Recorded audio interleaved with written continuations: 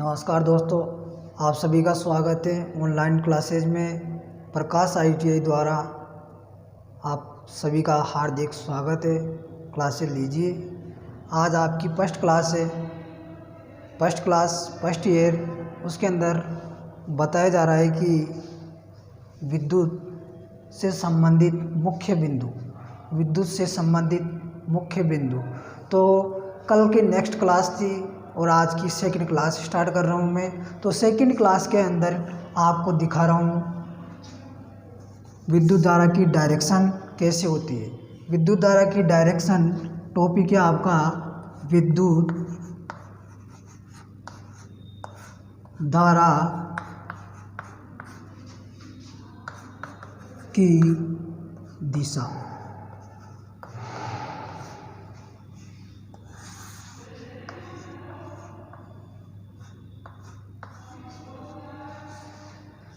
जैसे सभी की दिशा होती है, किस दिशा में धारा प्रवाह होती है, वोल्टेज होता है, करंट होती है, प्रकाश का चाल होता है, उसी प्रकार एक धारा की दिशा भी होती है। तरंगों की दिशा होती है, प्रकाश की चाल की दिशा होती है, किस तरफ से, सारा डिटेल आज पढ़ेंगे अपन। विद्युत धारा की दिशा टॉपिक है आपका विद्युत धारा की दिशा। विद्युत धारा की दिशा होती है, जैसे मान लो एक चालक तार लोगे आप, उस चालक तार के दो सिरे होंगे। कितने सिरे होंगे? दो सिरे।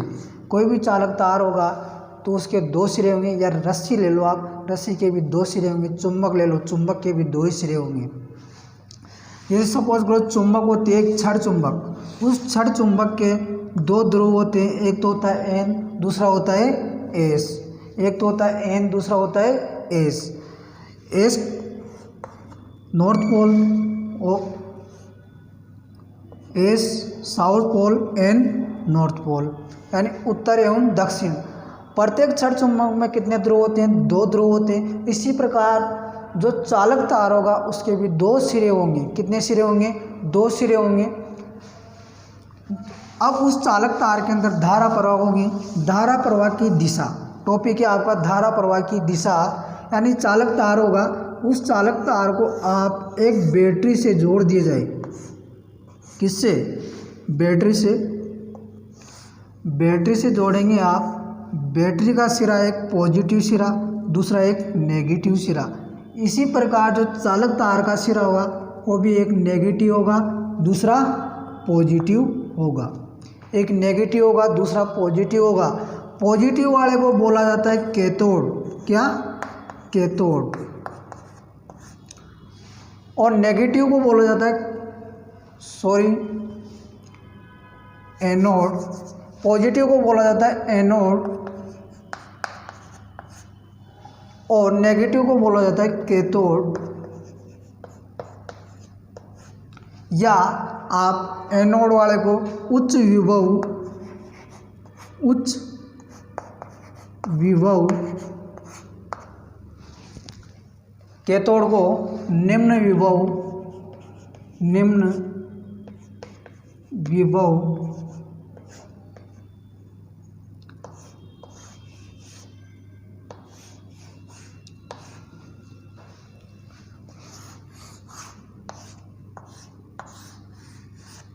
या धनात्मक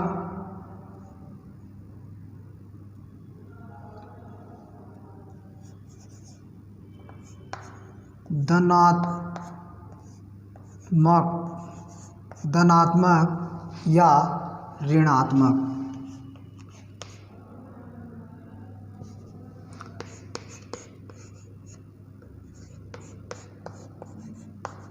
ऋणात्मक या धनात्मक। पॉजिटिव सिरे पर तीन नाम दिए गए। एक तो एनोड, पॉजिटिव सिरे को बोला जाता है एनोड। पॉजिटिव सिरे को बोला जाता है उच्च विभव और पॉजिटिव सिरे को बोला जाता है धनात्मक। इसी प्रकार नेगेटिव सिरा होगा, उस नेगेटिव सिरे को बोला जाता है कैथोड और अगला नाम है उसी नेगेटिव सिरे को बोला जाता है निम्न विभव। नेगेटिव सिरे का अन्य नाम है ऋणात्मक विभव। दिखाई दे रहा है सभी को? अब देखते हैं होता क्या है इसके अंदर, धारा प्रवाह कैसे होती है। इस चालक तार में धारा प्रवाह कब होगी? जब इलेक्ट्रॉन गति करेंगे। क्या करेंगे? इलेक्ट्रॉन गति करेंगे। इलेक्ट्रॉन गति करेंगे तब जाकर इस चालक तार में धारा प्रवाह होगी। अब धारा प्रवाह किस दिशा में होगी, किस डायरेक्शन में होगी, उसका पता कैसे लगाएंगे, देखते हैं आगे क्या होता है। इलेक्ट्रॉनों की दिशा मान ले इस तरफ है, इलेक्ट्रॉन की दिशा इस तरफ,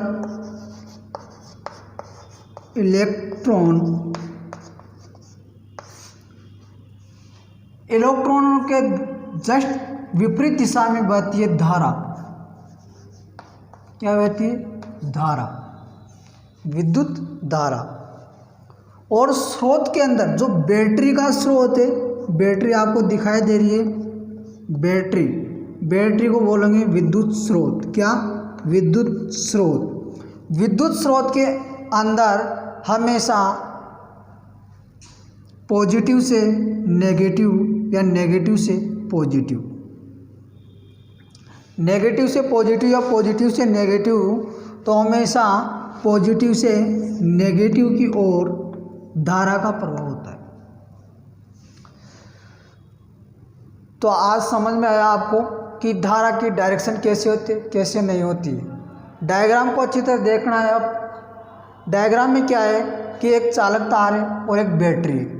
इस बैटरी के सिरे पॉजिटिव सिरे के चालक तार के पॉजिटिव सिरे से जोड़ दिया। अपन ने इसके पॉजिटिव सिरे मान लिए, इसके है नहीं, लेकिन अपन ने चालक तार के माना है ना। नेगेटिव सिरे को नेगेटिव सिरे से जोड़ दिया। कोई सा भी जो चालक तार का जो सिरा होगा वो नेगेटिव हो जाएगा। बैटरी के टर्मिनल से जोड़ते, बैटरी का टर्मिनल कौन सा है? नेगेटिव वाला, तो नेगेटिव बन गया। पॉजिटिव से जोड़ा तो पॉजिटिव बन गया। इसी प्रकार जो धारा की दिशा होगी, धारा की दिशा पॉजिटिव सिरे से नेगेटिव सिरे की ओर बढ़ती है। इसी प्रकार धारा की दिशा एनोड से कैथोड की ओर, धनात्मक से ऋणात्मक की ओर। इसी प्रकार इलेक्ट्रॉन नेगेटिव से पॉजिटिव की ओर, कैथोड से एनोड की ओर, निम्न विभव से उच्च विभव की ओर, ऋणात्मक से धनात्मक की ओर। समझ में आया? तीनों कंडीशन में क्वेश्चन पहुंचा जाता है आपसे।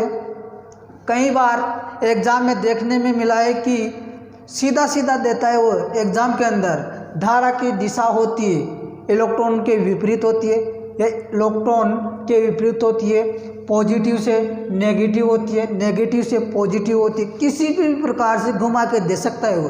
तो आपको कुछ भी नहीं करना, डायरेक्ट एक डायग्राम बनाना है। डायग्राम के अनुसार 4 क्वेश्चन बनते हैं। इस डायग्राम से कितने क्वेश्चन बनेंगे? 4 क्वेश्चन। पहला क्वेश्चन होगा आपका कि धारा की दिशा किस ओर होती है? इलेक्ट्रॉन के विपरीत। जिस तरफ इलेक्ट्रॉन गति करेंगे उसके डायरेक्शन विपरीत ही क्या बहेगी? धारा। क्या बहेगी? धारा। पहला क्वेश्चन हो गया आपका। सेकंड क्वेश्चन, इलेक्ट्रॉनों का प्रवाह होता है धारा के विपरीत। ये दोनों के आपस में विपरीत होते, विपरीत स्वभाव के, एक इधर चलेगा तो दूसरा इधर चलेगा। यानी कि इधर इलेक्ट्रॉन बह रहे तो इधर धारा। ये दोनों के आपस में विपरीत। क्या हो गया? आपस में विपरीत। यानी पॉजिटिव से नेगेटिव की ओर धारा और नेगेटिव से पॉजिटिव की ओर इलेक्ट्रॉन। क्या? इलेक्ट्रॉन। इसी प्रकार 2 क्वेश्चन आपके पक्के हो गए। तीसरा क्वेश्चन बनता है यहाँ से कि विद्युत स्रोत के अंदर धारा की दिशा होती है। विद्युत स्रोत के अंदर धारा की दिशा होती है। विद्युत स्रोत के अंदर धारा की दिशा होती है नेगेटिव से पॉजिटिव की ओर, हमेशा पॉजिटिव से नेगेटिव की ओर, नेगेटिव से पॉजिटिव की ओर। तो विद्युत स्रोत के अंदर नेगेटिव से पॉजिटिव की ओर। केवल बैटरी की बात कर रहा हूं। विद्युत स्रोत के अंदर बैटरी आ गया तो धारा की दिशा किस ओर होगी? इसके अंदर बैटरी के अंदर नेगेटिव से पॉजिटिव के अंदर। विद्युत स्रोत ऐसा नहीं, क्वेश्चन आपको दिया गया है कि धारा की दिशा होती है, ऐसा मत बोलना कि नेगेटिव से पॉजिटिव की ओर। धारा की दिशा तो किस ओर होती है? पॉजिटिव से नेगेटिव की ओर। लेकिन विद्युत स्रोत की बात करूं मैं, क्वेश्चन में चेंज है थोड़ा बहुत। क्वेश्चन को ध्यान से पढ़ना, आंसर ऑटोमेटिक आएगा आपका। विद्युत स्रोत की बात करूं, विद्युत स्रोत के अंदर धारा की दिशा होती है, या विद्युत परिपथ के अंदर धारा की दिशा होती है। विद्युत परिपथ के अंदर धारा की दिशा नेगेटिव से पॉजिटिव होती है हमेशा, निम्न विभव से उच्च विभव की ओर होती है हमेशा, यानी ऋणात्मक से हमेशा धनात्मक की ओर होती है। समझ में आया यहाँ तक? अगला नेक्स्ट टॉपिक आ गया आपका, नेक्स्ट टॉपिक विद्युत वाहक बल। क्या? विद्युत वाहक बल। अगर देखो आप सोच रहे होंगे कि ये तो नॉर्मल चीज़ें पढ़ा रहे सर, देखो सीढ़ी वाइज सीढ़ी, अगर आपको फर्स्ट अंतिम सीढ़ी तक पहुंचना है तो सीढ़ी वाइज सीढ़ी ही चढ़ना पड़ेगा आपको। ऐसा संभव नहीं है कि प्रथम सीढ़ी से लास्ट सीढ़ी, सीढ़ी वाइज सीढ़ी चलेंगे अपन, टॉपिक क्लियर करते चलेंगे, आगे बढ़ेंगे अपन। जितना नीचे का बेस मजबूत होगा उतना ही आगे पढ़ने में मज़ा आएगा। तो अगला टॉपिक लेके आ रहा हूँ आपके लिए, बहुत बढ़िया शानदार, विद्युत वाहक बल, इलेक्ट्रोमोटिव फोर्स। विद्युत वाहक बल, इलेक्ट्रोमोटिव फोर्स, ये क्या होता है? विद्युत वाहक बल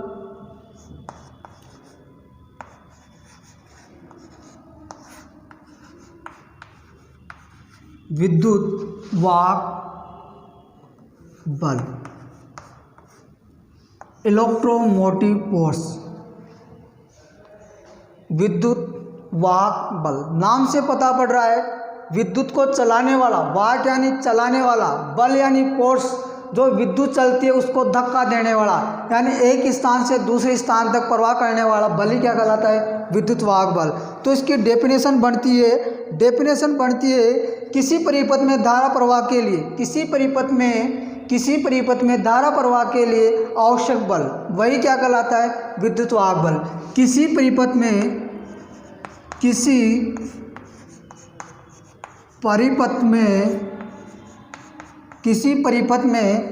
विद्युत प्रवाह के लिए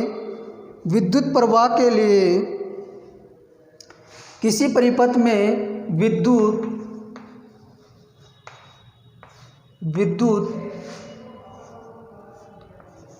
प्रवाह के लिए आवश्यक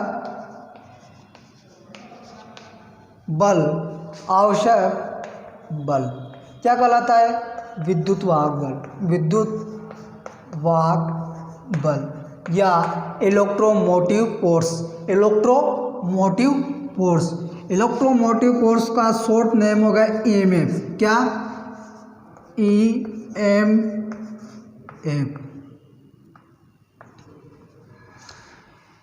विद्युत से ई से विद्युत, इलेक्ट्रिकल, विद्युत, एम से मोटिव यानी वाहक, फोर्स, बल।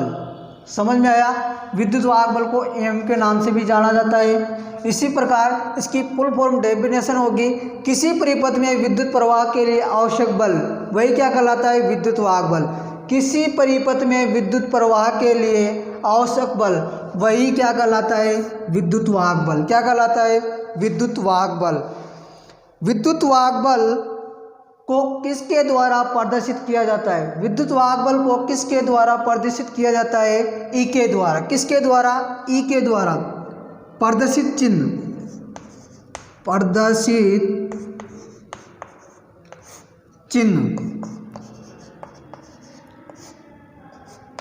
ई। विद्युत वाहक बल को किसके द्वारा दर्शाया जाता है? विद्युत वाहक बल को ई के द्वारा दर्शाया जाता है, और इसका मात्रक होता है वोल्ट। क्या होता है? वोल्ट। अब अगला टॉपिक है आपका, इससे जस्ट रिलेटेड वोल्टेज। क्या? वोल्टेज। ये वोल्टेज होती क्या है? वोल्टेज होती क्या है?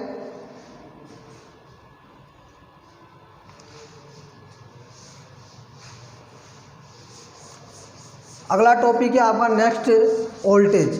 वोल्टेज क्या होता है?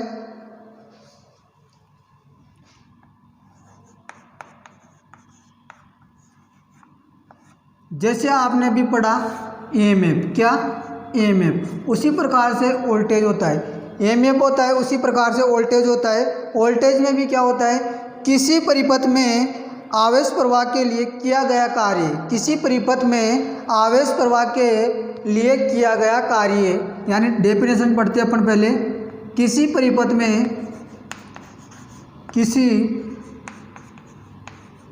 में आवेश प्रवाह के लिए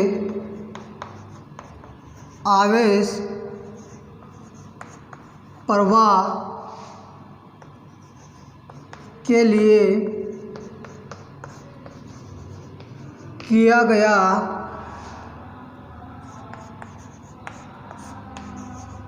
कार्य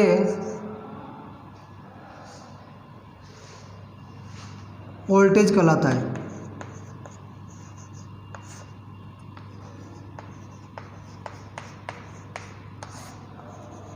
वोल्टेज कहलाता है।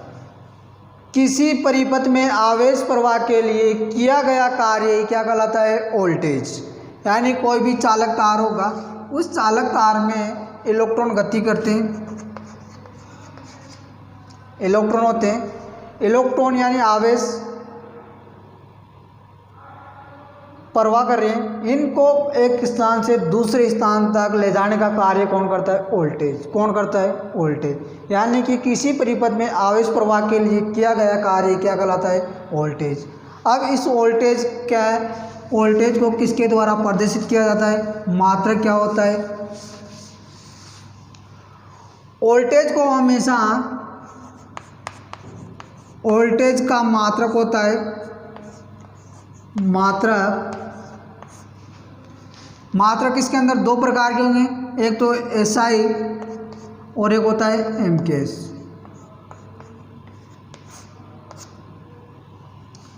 SI मात्रक होता है वोल्ट। क्या होता है, SI मात्रक हो गया वोल्ट।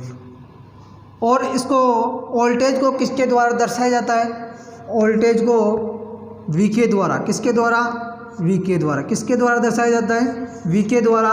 वोल्टेज का SI मात्रक होता है वोल्ट। क्या होता है, वोल्ट। और एक मात्रक और बताया था मैं, MKS मात्रक। क्या बताया था, MKS मात्रक। MKS मात्रक होता है क्या है, वे मैट्रिक पद्धति है अपने इंडिया के अंदर। MKS metre kilogram second. क्या, मीटर किलोग्राम सेकंड। इसके अंदर क्या होता है कि वोल्टेज का मात्रक क्या होता है, जैसे आवेश प्रवाह के लिए किया गया कार्य। क्या, आवेश प्रवाह के लिए किया गया कार्य, यानी कि वोल्टेज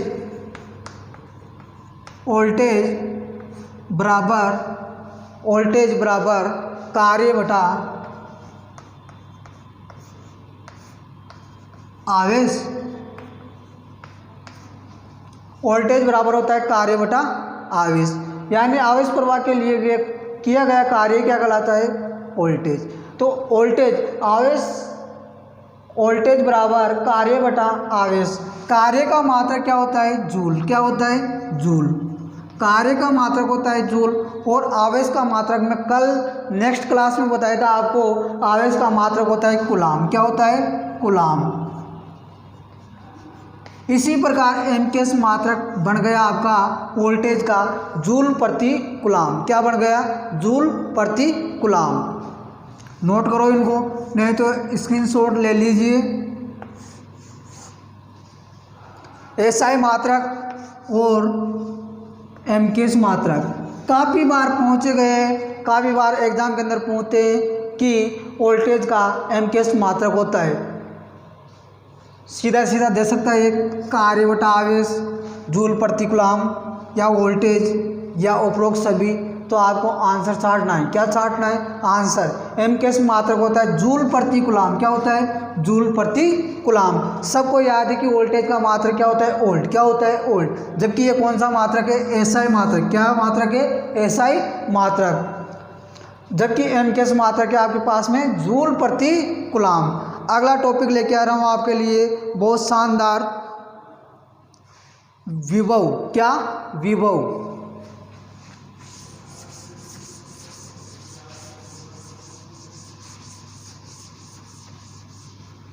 अगला टॉपिक है आपका विभव। विभव होता क्या है, अगला टॉपिक लेके आ रहा हूँ आपका विभव।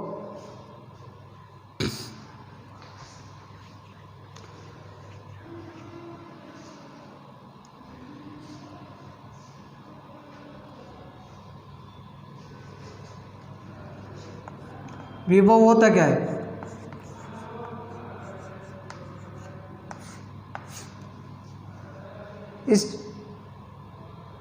इससे पहले अपन ने थोड़ी देर पहले पढ़ा था विद्युत धारा की दिशा। विद्युत धारा की दिशा ज्ञात की थी अपन ने, पॉजिटिव से हमेशा नेगेटिव की ओर बहती है। उसी प्रकार जो चालक सिरे होंगे वो चालक सिरा था, क्या था? चालक सिरा। एक सिरे पर बना था आपका पॉजिटिव, एक बना था नेगेटिव।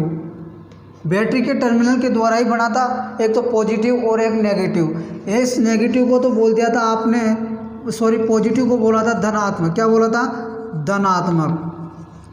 और इसको नेगेटिव को बोला था ऋणात्मक। क्या बोला था? ऋणात्मक। इसी प्रकार विभव भी कितने प्रकार के होते हैं? 2 प्रकार के।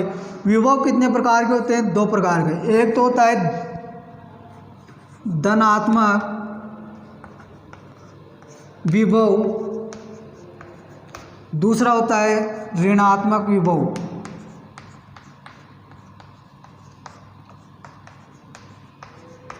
एक तो होगा धनात्मक विभव, एक ऋणात्मक विभव। यानी कि जिस वैद्युतिक स्तर पर विभव का पता लगाया जाता है वही क्या कहलाता है? विभव। क्या कहलाता है? विभव। विभव कितने प्रकार के होते हैं? 2 प्रकार के होते हैं। एक तो होता है धनात्मक, दूसरा होता है ऋणात्मक। अगला टॉपिक है आपका विभवांतर। विभवांतर क्या होता है? अगला टॉपिक है आपका विभवांतर। विभवांतर दो विभवों के मध्य का ही अंतर क्या कहलाता है? विभवांतर। विभवांतर। विभवांतर यानी कोई भी चालक तार होगा, चालक तार, एक तो पॉजिटिव सिरा, दूसरा नेगेटिव सिरा। धनात्मक विभव और ऋणात्मक विभव, 2 विभवों के मध्य का अंतर वही क्या कहलाता है? विभवांतर। 2 विभवों के मध्य का अंतर ही क्या कहलाता है? विभवांतर। क्या? विभवांतर। विभवांतर का मात्रक क्या होता है? वोल्ट। क्या होता है? वोल्ट। वोल्ट को किसके द्वारा दर्शाया जाता है? V के द्वारा। किसके द्वारा दर्शाया जाता है? V के द्वारा। किसके द्वारा दर्शाया जाता है?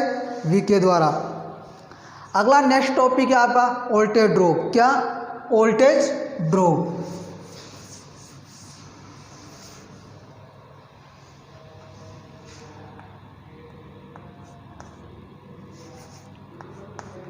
विभवपात,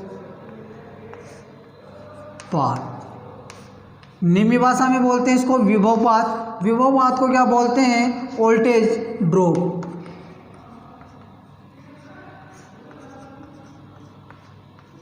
वोल्टेज ड्रॉप।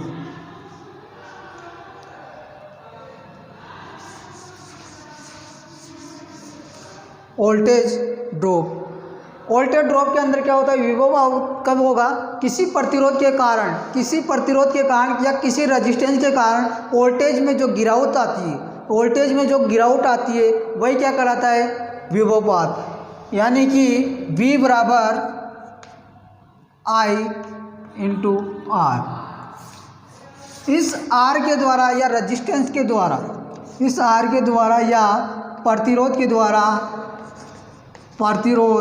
द्वारा वोल्टेज में जो कमी आती है, वोल्टेज में क्या आती है? कमी। क्या आती है? कमी। किसके कारण? प्रतिरोध के कारण वोल्टेज में कमी आती है, वही क्या कहलाता है? Voltage drop. क्या कहलाता है? Voltage drop. समझ में आया? विभवपात निम्न भाषा के अंदर काफ़ी बार एग्जाम के अंदर वोल्टेज ड्रॉप का पूछता है कि विभवपात क्या होता है? रेजिस्टेंस के कारण किसी परिपथ में या किसी सर्किट में रेजिस्टेंस के कारण वोल्टेज में जो कमी होती है, क्या? वोल्टेज में जो कमी होती है वही क्या कहलाता है? Voltage drop. क्या कहलाता है? Voltage drop.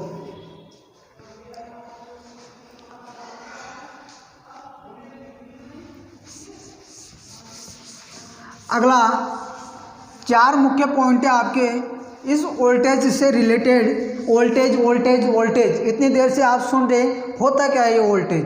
तो आप इसके 4 मुख्य पॉइंट से काफ़ी बार एग्ज़ाम में पूछा गया है, चाहे कंपटीशन की एग्ज़ाम ले लो, चाहे ITI की एग्ज़ाम ले लो।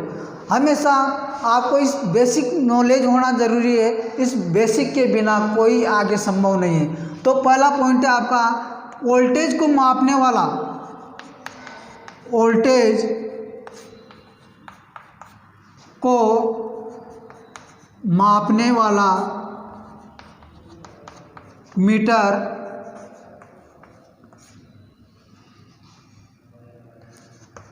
होता है। वोल्टेज को मापने वाला मीटर होता है वोल्ट मीटर। क्या होता है? Volt meter.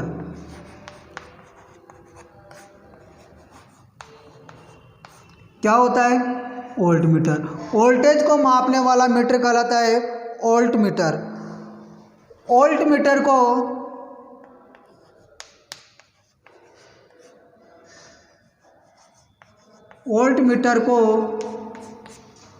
परिपथ के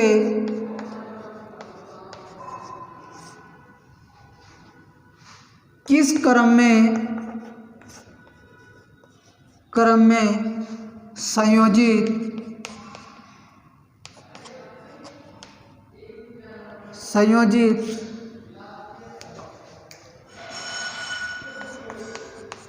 किया जाता है? समांतर क्रम में। किस क्रम में? समांतर क्रम में। किस क्रम में संयोजित किया जाता है? समांतर क्रम में। अगला पॉइंट है आपका वोल्ट मीटर का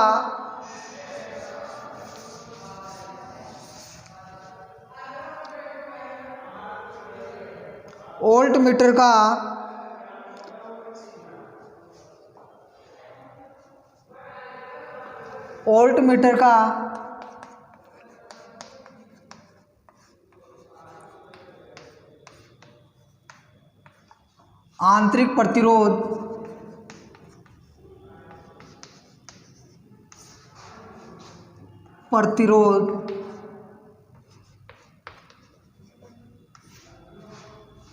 होता है। आंतरिक प्रतिरोध होता है। वोल्ट मीटर का आंतरिक प्रतिरोध होता है अनंत। क्या होता है? अनंत।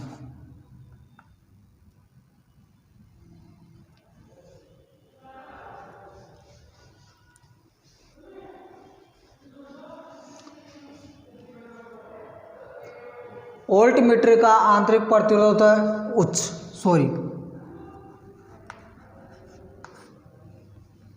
अगला है आदर्श या आइडियल वोल्ट मीटर का आदर्श वोल्ट मीटर का आंतरिक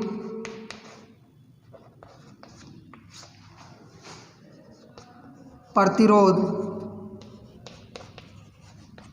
होता है अनंत। क्या होता है? अनंत। 4 मुख्य पॉइंट है। पहला पॉइंट है आपका वोल्टेज को मापने वाला मीटर। वोल्टेज को मापने वाला मीटर क्या कहलाता है? Volt meter. क्या कहलाता है? Volt meter. वोल्ट मीटर को परिपथ के किस क्रम में जोड़ा जाता है या संयोजित किया जाता है? समांतर क्रम में। किस क्रम में संयोजित किया जाता है? समांतर क्रम में। वोल्ट मीटर का आंतरिक प्रतिरोध होता है हमेशा उच्च। क्या होता है? उच्च। और आइडियल वोल्ट मीटर या आदर्श वोल्ट मीटर का आंतरिक प्रतिरोध होता है। क्या होता है? आंतरिक प्रतिरोध होता है। आंतरिक प्रतिरोध क्या होता है? आदर्श का अनंत। क्या होता है? अनंत। अपन ने कल एमीटर या वोल्ट मीटर कल आपने पढ़ा था एमीटर। तो यानी कि एमीटर को परिपथ के किस क्रम में जोड़ा जाता है? श्रेणी क्रम में। जबकि वोल्ट मीटर को किस क्रम में जोड़ा जाता है? समांतर क्रम में। किस क्रम में जोड़ा जाता है? समांतर क्रम में। एमीटर को समांतर क्रम में जोड़ा जाता है। वोल्टेज मापने वाला मीटर कहलाता है वोल्ट मीटर। और एम्पियर मापने वाला या धारा नापने वाला मीटर कहलाता है एमीटर। क्या कहलाता है? एमीटर। एक आदर्श एमीटर का प्रतिरोध क्या होता है, 0, जबकि आदर्श वोल्टमीटर का प्रतिरोध क्या होता है, अनंत। क्या होता है, अनंत। और जबकि वोल्टमीटर का आंतरिक प्रतिरोध तो क्या होता है, उच्च, जबकि एमीटर का प्रतिरोध क्या होता है, निम्न। इनमें मुख्य अंतर है। टोटल मिलाकर एमीटर और वोल्टमीटर के टोटल मिलाकर कितने पॉइंट हो गए, 8 पॉइंट। जबकि एग्जाम में ज़्यादातर रिलेटेड इनसे आते हैं, एमीटर और वोल्टमीटर से। फर्स्ट ईयर वालों की, ITI के फर्स्ट सेमेस्टर की बात कर रहा हूँ मैं, फर्स्ट में ज़्यादातर एमीटर, वोल्टमीटर, वोल्टेज ड्रॉप, प्रतिरोध, रेजिस्टेंस, ये सब इनमें से आते हैं। तो थोड़ा ध्यान देकर इनको कंटेस्ट करते चलिए साथ के साथ। अगला टॉपिक है आपका, अगला टॉपिक लेके आ रहा हूँ आप लोगों के लिए, बहुत शानदार।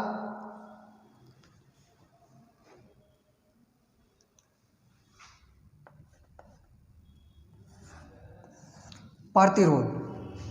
प्रतिरोध क्या होता है, प्रतिरोध को किस क्रम में जोड़ा जाता है, प्रतिरोध होता क्या है, ये सब अगले नेक्स्ट क्लास में पढ़ेंगे अपन।